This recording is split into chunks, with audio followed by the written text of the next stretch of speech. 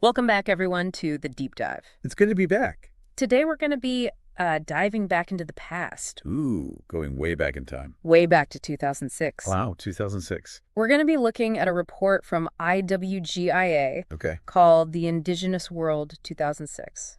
sounds comprehensive. It is. It covers a huge range of issues that Indigenous peoples were facing all across the world. So it's like a global snapshot, Exactly. Like a snapshot from that year. 2006. And it's interesting because a lot of those things that they were facing back then are Still relevant. still going on today. Yeah, some things unfortunately haven't changed that much. Right. So one of the big things, Big takeaways. the big kind of overarching themes that we see is the fight for land rights. Oh yeah, absolutely central to so many indigenous cultures and communities. But now we see that in a lot of different cases. Mhm. One example is the Cheryl v. Oneida Indian Nation case in the U.S. I've heard of this one. It's had a huge impact on the Oneida Nation's efforts to get their ancestral lands back. Right, trying to reclaim what was taken from them? But the Supreme Court ruled against them. Oh, wow. They said that too much time had passed. Oh, so like a statute of limitations. Kind of, yeah.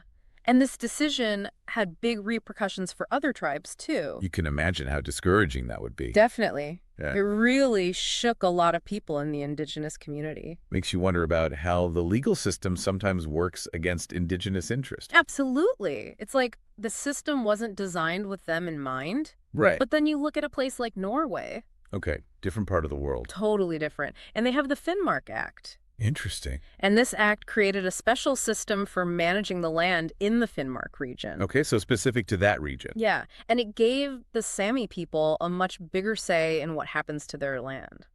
This sounds like a positive step. It was. But even this act had some critics. Oh, really? Yeah. Some people thought it was unfair to the majority population. Oh, so they felt it was giving special privileges to the Sami. Yeah, it's complicated. Land rights are always complex. No easy answers. Exactly. Now let's hop over to Canada.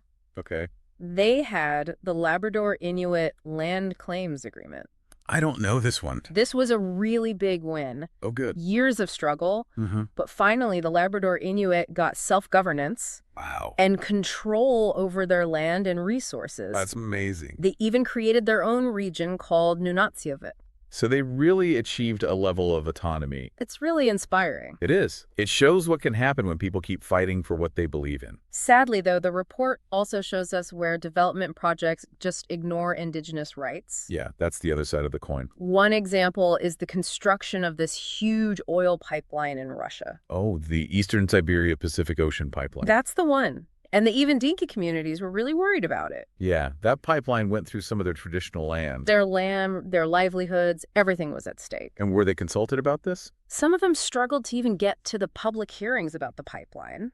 Oh, wow. So they didn't even really have a chance to voice their concerns. It's a classic example of how indigenous communities can be excluded from decisions that affect them directly. It's about power imbalances, isn't it? Exactly. Yeah.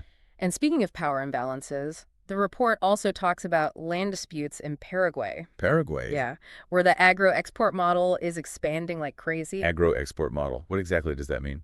It's basically large-scale farming of things like soy and livestock for export. Oh, so it's all about producing for the global market. Right, and the problem is this expansion is pushing into indigenous territories. And that leads to... Conflict, violence, displacement, you name it. So it's like economic interests are clashing with indigenous rights. Exactly, and it's not just about losing land, it's about losing their way of life. Their culture, their traditions. Everything. Now, aside from land rights, the report also looks at how indigenous peoples are fighting for their political rights. Right, having a voice in the decisions that affect them. And there are so many different ways they're doing this. In Norway, for example, the Sami parliament elections were really close that year. Oh, wow. And way more women got elected than before. That's a sign of progress. It shows they're getting more involved in the political system. Right, making their voices heard. Then you have Nicaragua, where indigenous political organizations are trying to navigate a really tricky political scene. So they're working within the system to try and create change. Exactly. Groups like Yatama and PMUC are pushing for more representation in the regional council elections. But it's tough, right? When the system itself might not be set up to favor their interests. Exactly. It's an uphill battle. Meanwhile, in Chile, the Mapuche people are demanding recognition of their rights and autonomy. And how's that going? Not so well. The Right. government is using anti-terrorism laws to try and silence them. That's really concerning. It is. It shows how far some governments will go to suppress indigenous activism. Yeah, even when those demands are peaceful and legitimate. Right. On a brighter note, in Russia, there was a big development. Oh, what happened? Pavel Selyanzyga, a prominent indigenous leader, got appointed to the public chamber. Public chamber. It's a group that advises President Putin. So he's got a direct line to the top. It's a sign that maybe indigenous voices are starting to be heard at the highest level. That's encouraging. But the report also raises concerns about some new laws that were being proposed in Russia. Oh, like what? Things like the forest and water codes. I see. These laws could take away even more control from indigenous communities over their land and resources. So it's a constant push and pull? One step forward, two steps back sometimes. It sounds like it. But the fight goes on. Now let's shift gears a bit and talk about the environment. Okay. Because the report paints a pretty grim picture of the environmental challenges that indigenous communities are up against. And these aren't just abstract problems. Right. They have real consequences for people's lives. Absolutely. For example, in Alaska, Native communities are having to make some tough choices about mining. Mining. Yeah. On the one hand, it could bring in money and jobs. Sure, economic benefits. But on the other hand, it could damage the environment and their traditional way of life. It's dilemma. A really tough one. And in Mexico, there are similar tensions over a big dam project. The La Parota Dam. That's the one indigenous communities are worried about being displaced. Makes sense. They'd be losing their homes and their land. And they're also worried about the environmental damage. Of course, dams can have a huge impact on ecosystems. And they feel like their right to free, prior, and informed consent has been violated. So they haven't been properly consulted about this project. Exactly. And it's happening all over the world. It's a pattern. Now, over in Suriname, there's another alarming issue. What's that? Mercury contamination. Oh, no. In the rivers and the fish. That's devastating for communities who depend on those resources. It's a major health hazard. And it points to the need for better mining practices. For sure. More responsible practices that protect both people and the environment. Yeah. And it's not just mining. Deforestation is a huge problem, too. Yeah, we're losing forests at an alarming rate. And a lot of it is driven by the demand for things like palm oil. Palm oil? It's in everything from food to cosmetics. Wow, didn't realize. But the expansion of these oil palm plantations is destroying the homes of indigenous communities in places like Indonesia. So it's like their land is being sacrificed for profit. Sadly, yeah. But there are some bright spots, too. Oh, good. Tell me about those. Small island states in the Pacific are really leading the way in environmental protection. How so? They're doing things like recycling and developing alternative energy sources. Like what? Things like biodiesel from coconut oil and wind energy. That's amazing. They're on the front lines of climate change, so they're taking it very seriously. It's inspiring to see them taking action. It is. They're showing the world that it's possible to live more sustainably. And they're drawing on traditional knowledge, too. Exactly. They're blending ancient wisdom with modern technology. That's a powerful combination. It is. And it's a reminder that indigenous communities have so much to teach us about living in harmony with nature. Absolutely. Their perspectives are invaluable. Now let's talk about culture. Okay. Because cultural preservation is another big theme in the report. Right, making sure those traditions and languages are passed on. Exactly. And in Japan, the Ainu people are working really hard to revitalize their language and culture. I've heard a bit about the Ainu. They faced a lot of discrimination. They have. They've been marginalized for centuries. And their language was almost wiped out. But they're fighting back. They're teaching their language to the younger generation. That's amazing. And they're reclaiming their traditions. It's like a cultural renaissance. It is. And they even got some of their rituals recognized as part of a World Heritage Site. Oh, wow. So their culture is getting some international recognition. It's a step in the right direction. Definitely. And it shows the power of cultural resilience. Now, this struggle to preserve language isn't just happening in Japan. Right. Languages are dying out all over the world. In Nicaragua, there's a lot of concern about the Guarani language. Guarani language. It's spoken by indigenous communities there, but fewer and fewer people are speaking it. So what are they doing to try and save it? We're trying to promote it in schools and through cultural programs. It's a tough battle, though. It is. But language is so important. It's the foundation of a culture. It's how we communicate our thoughts, our beliefs, our values. Exactly. Now, the report also highlights a really interesting example of community-based justice from Mexico. Oh, tell me about that. In the Costa Montana region of Guerrero, they have this system that's really effective in reducing crime. So they're doing things differently. Yeah, they're using traditional practices to resolve conflicts and maintain order. That's fascinating. It's a really inspiring example of how indigenous communities can come up with their own solutions. Solutions that are rooted in their own values and traditions. Exactly. And speaking of traditions, there's a project in Panama that's working to protect indigenous knowledge of medicinal plants. Oh, wow. That's so important. This knowledge has been passed down for generations. And it could have huge value for modern medicine. Exactly. But it also raises some ethical questions. Like what? Like, how do we make sure that indigenous communities benefit from their knowledge? Right. We don't want to see them exploited. Exactly. It's about respect and reciprocity. Absolutely. Now, finally, the report talks about the Australian government's approach to indigenous issues. Okay, what's their strategy? They call it shared responsibility. Shared responsibility. The idea is that both the government and indigenous communities need to work together to address the challenges they're facing. So it's about collaboration. Exactly. But there's debate about how well it's actually working. Of course, there's always room for improvement. But it's a step away from those old assimilationist policies. Right, the ones that try to force indigenous people to abandon their culture. And it recognizes that indigenous people need to have a say in their own future. Self-determination. That's the key. Yeah. But as we've seen from this report, there's still a long way to go. The fight for indigenous rights is far from over. But their resilience and determination give me hope. Me too. It's inspiring to see them standing up for what they believe in. Absolutely.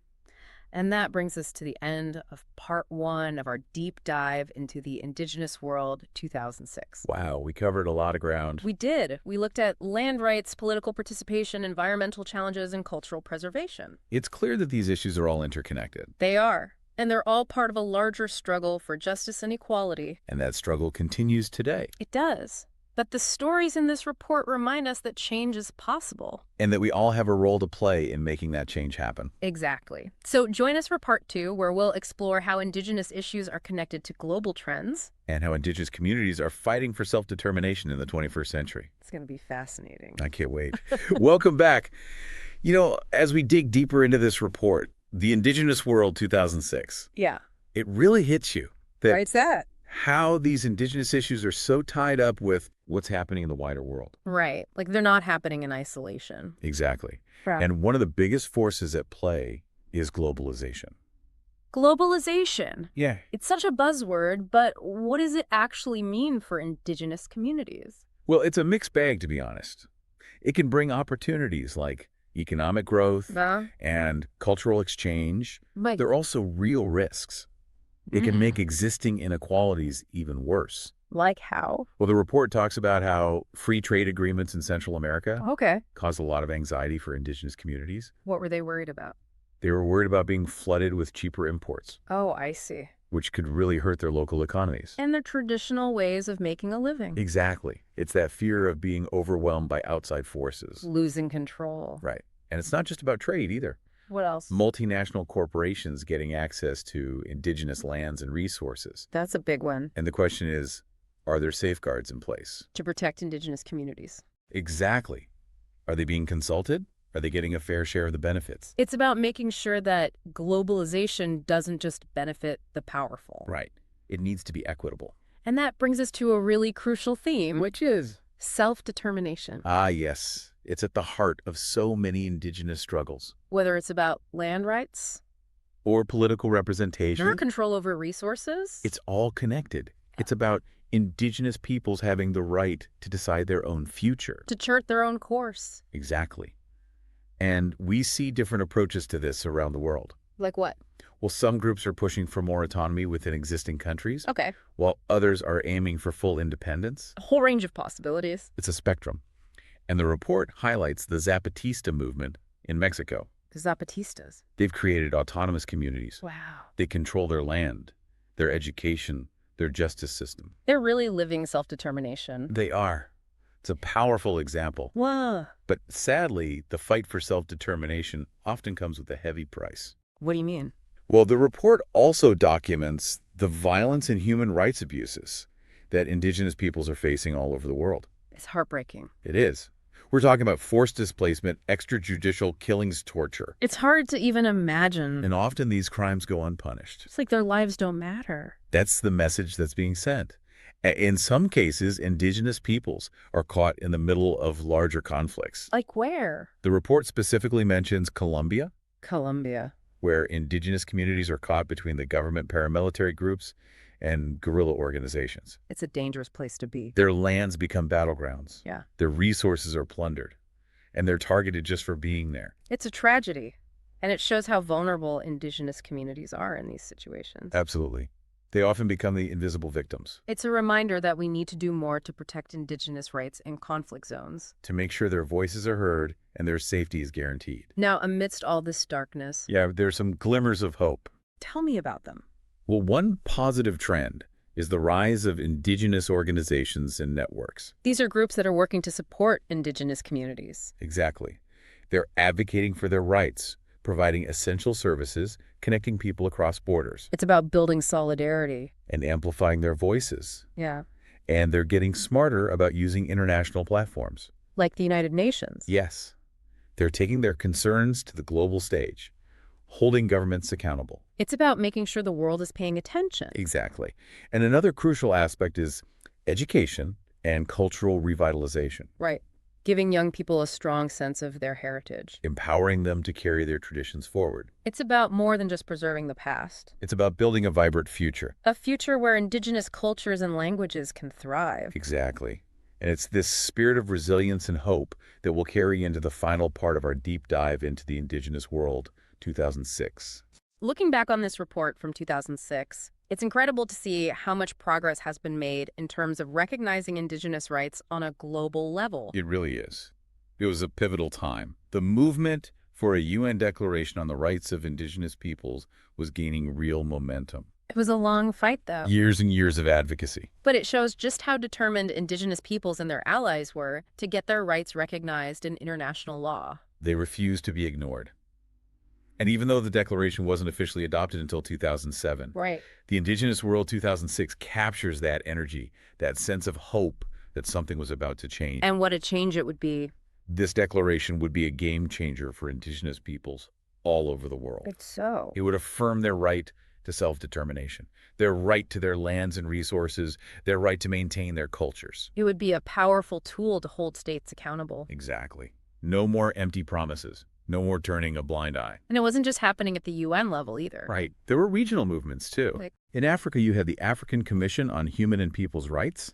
And in the Americas, you had the Inter-American Commission on Human Rights. So these were additional platforms for indigenous peoples to voice their concerns. Exactly. And they were developing their own legal frameworks that were often more progressive than national laws.